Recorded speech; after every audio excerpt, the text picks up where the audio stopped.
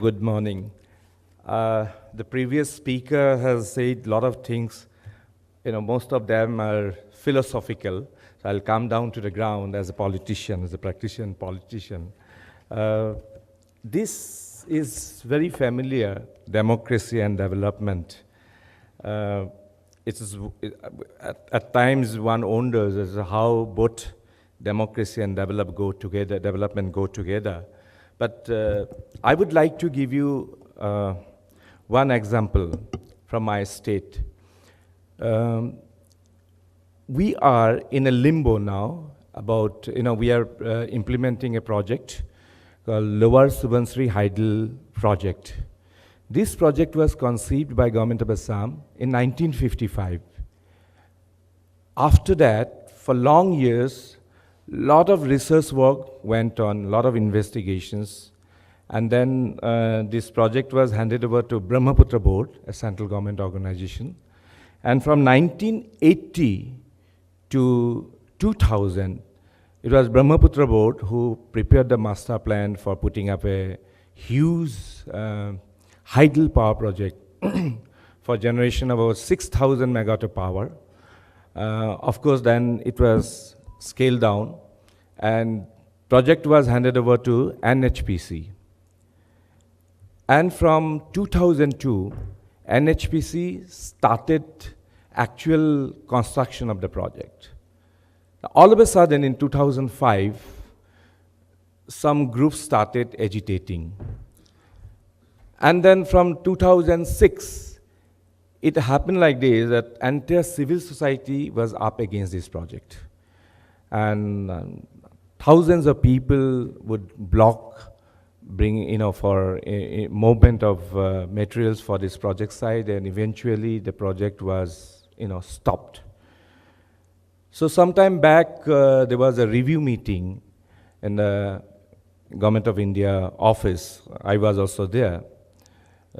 The minister, the central minister, asked me, why did this project was stopped? I said, this is democracy. Democracy because how do you deal with thousands of people agitating against this project all of a sudden? When project was constructed for 5-6 years, and before that also, for a decade or 2 decades, no geologists raised any concern. But when somehow people were mobilized against this project, then even the geologists also started questioning that this project where the dam was being constructed, the tectonic plate is defective. There might be, because Assam is a very high seismic grade 5 area, so it is not safe to have a project, something like this. So this is where one wonders that this is democracy, and project have to be put up, a project have to be put off. And one wonders that if, both democracy and development go together. I will give you another example. In democracy, a politician probably always becomes a victim of bipolar syndrome. I will give you another example. When this agitation was on, before NDA government came to power, Mr. Rajnath Singh, who is presently the Home Minister of the Government of India, he was the president of BJP. So when this agitation was on against this Lower Subansiri Hydel power project, he personally went to the site and he squatted along with thousands of people who were agitating against this project. And then Mr. Rajnath Singh publicly said that this project cannot be implemented because this project would be a threat to Assam.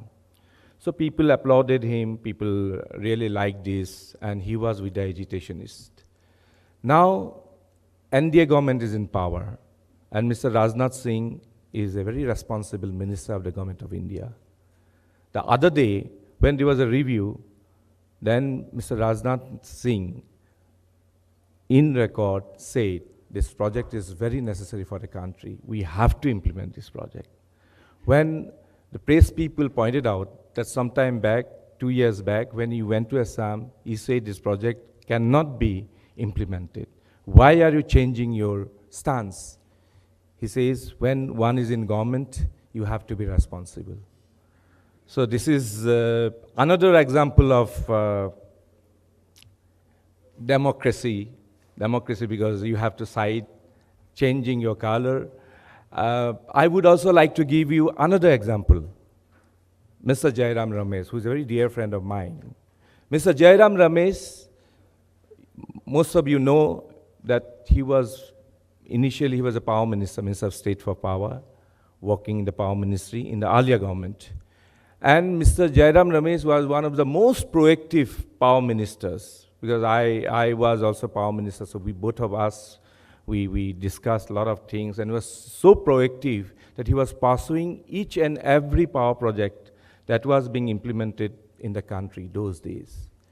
And after probably a year or so, he was given this department, Environment and Forest. And he was one who very jealously went against some of the projects that he himself pursued. So this is probably in democracy again, as I said, that politicians become victims of bipolar syndrome. Now, I really want to congratulate the IPPAI, and Mr. Harry Dahl, for organizing this. And it is a very wonderful forum that all of us are here from all stakeholders, from judiciary, from bureaucracy, from industry, from regulators. So I think this is very important that we have this kind of forum, and probably if we can have a meeting point where probably we can discuss the problems of development, the problems of everything actually, I think we can build a consensus.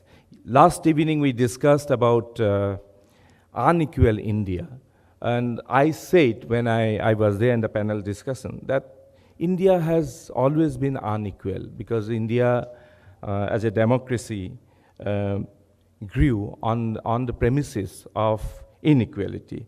There have always been unequal stratas everywhere, the rich versus poor, urban versus rural, educated versus uneducated, landowner versus landless, and then heterogeneous society everywhere, ethnicity, language, religion, caste, everywhere. So, and of course, the regional differences. While in European Western democracy, the rights were over continuous battles against aristocratic privileges and arbitrary powers of absolute monarchs. In India, these battles were fought by a coalition of groups in an otherwise fractured society against colonial masters. And in this fight, particularly under the leadership of Mahatma Gandhi, disparate groups were forced together to fight a common external enemy, and this required strenuous methods of consensus building and conflict management through co-opting decent and selective buyouts. And this is the fact of life, because in Western democracy, democracy grew, democracy flourished, maybe after Industrial Revolution, when people were, in a different mindset. But in India, unlike Western European democracy, where democracy flourished, after substantial industrial transformation, India remained predominantly always poor and rural when democracy took its roots. This gave rise to the excessive democratic economic demands on the state. Democratic aspirations of newly mobilized groups outstripped the surplus generating capacity of the economy. And that is why probably there's always a tendency to give out something from the political class, because there has always been demands. And in India, democracy flourished taking units as group interests, ethnic, religious, or linguistic. This has meant a much larger emphasis on group rights than on individual rights. Today, it is a fact of life that though we have democracy, by and large, India is less of a legislative or deliberative democracy. More one of popular, this is basically, even the politicians, even the people who participate in democracy, they actually try to go for popular mobilization. Legislative process is often relegated to a second order of importance. That is why even MPs, when they can debate it out, they can discuss inside the parliament. But when it comes to something else, they would rather go out of the parliament and squat in front of parliament, and they try to draw the attention of the people. And you have found all over the country that legislators, they take these issues out of the parliament, out of the assembly to the street. And then people resort to the slightest pretext. People resort to band, people resort to different kinds of agitational programs. So these are inherent lacuna of Indian democracy.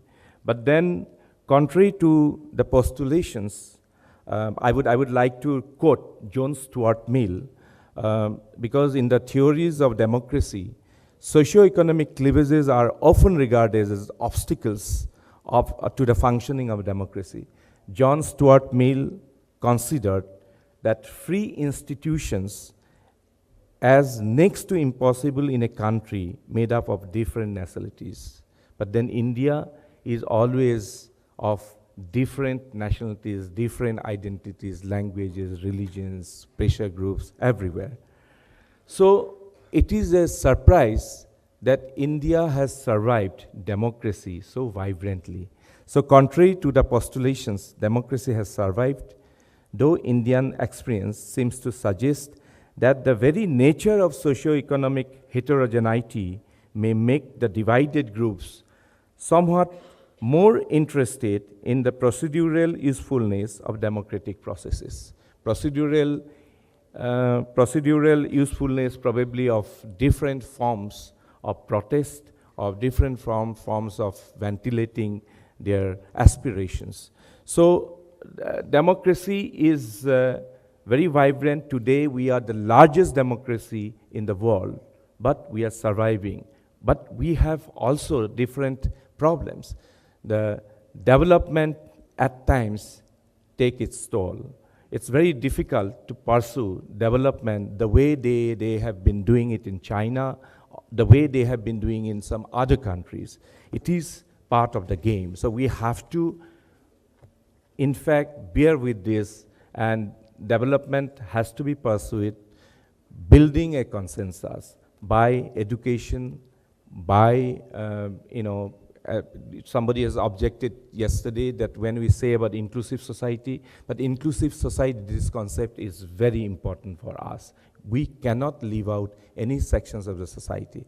It is a very painstaking process, no doubt about it. It's very painstaking, very slow process, but we have to build an inclusive society. It's very important, and that is why development has to be pursued by all sections, spatially, by the senior elements, and then by including all sections, and we have to pursue this development process. There's no way out for India.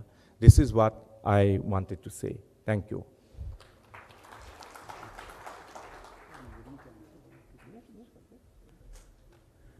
The Honorable Minister has said that he is willing to answer one or two questions.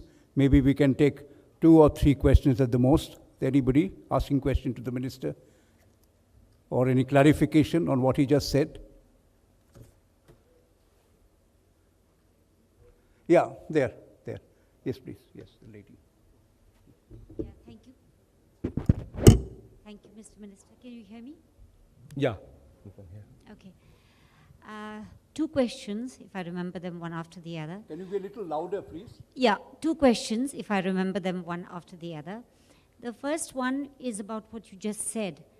How do you, as a politician, see the stability of governing in a democracy when that democracy, according to you, is taking a more popular form, popular into quotes, on the street rather than through legislation?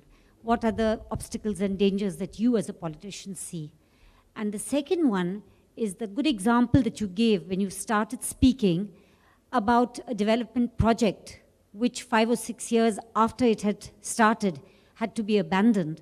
How can development take place if projects are abandoned midway? Thank you. What I'm saying that, you know, it is a general tendency. I gave you an example as to how even the legislators, they take out the issues, they somehow always side with the common people. They would like to be heard and seen in public rather than within the four walls of legislature. This is a common practice today, and this is a very different manifestation of Indian democracy.